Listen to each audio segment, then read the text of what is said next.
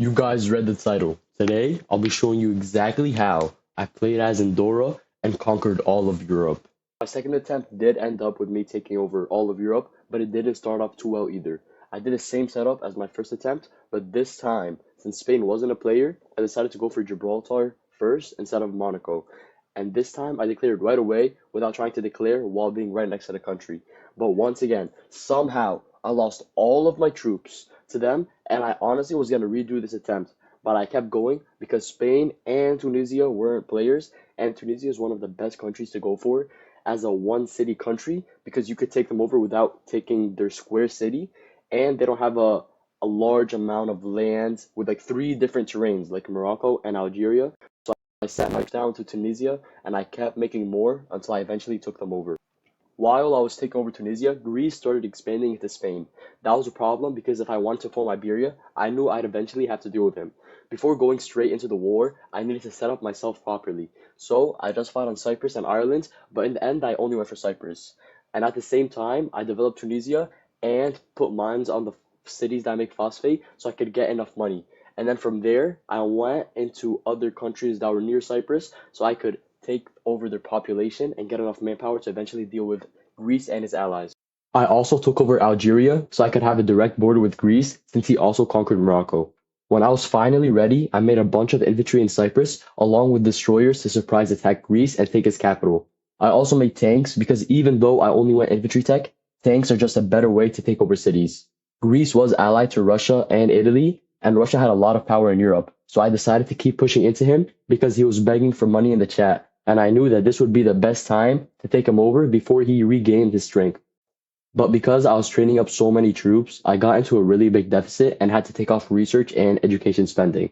All of the countries I was fighting also had much more land than me, so even though my troops were better than theirs, it was still very hard to take them over. Russia also started to auto-capture his land back with all of his tanks, but because he didn't have enough money, he couldn't afford staying in the war, so he did end up leaving, which put me into a 1v2 instead of a 1v3. So I kept making more troops and pushing them into Greece.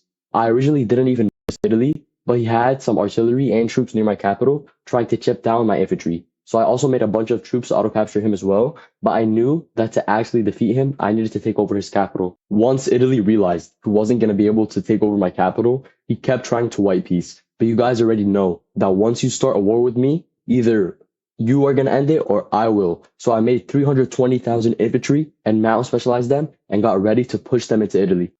Since I kept declining his white peace, he knew that he needed to fight back and take back his land. So he sent over 1.5 thousand tanks to try and retake Egypt, but I instantly noticed a huge 1.2 thousand tank stack and sent my destroyers to stop it. He tried to distract my destroyers with a smaller stack, but it was too late. My 300,000 infantry stack eventually landed, and I sent it instantly to Rome. He had artillery and a good amount of defense on his capital, so my troops were already very weak before I attacked Rome. But I knew that I had to try and capture it right away before he could build even more troops on it. So I pushed my now 250,000 stack right into Rome and successfully took it over. He spammed some tanks, but it was too late. We both knew that he lost the war.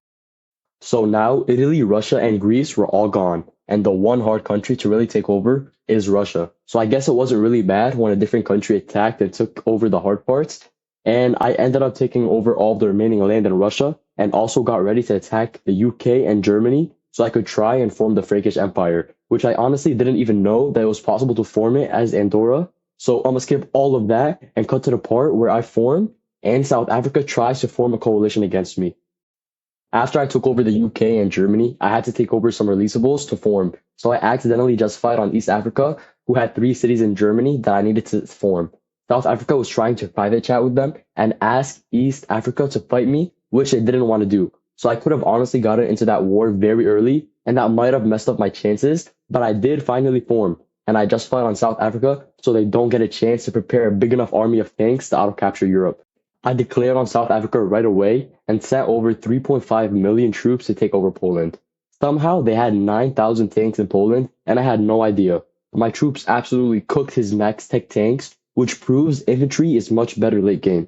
So I easily took over Poland and sent those troops to randomly auto-capture to distract him from the huge army I was making in Egypt to surprise attack him in Africa.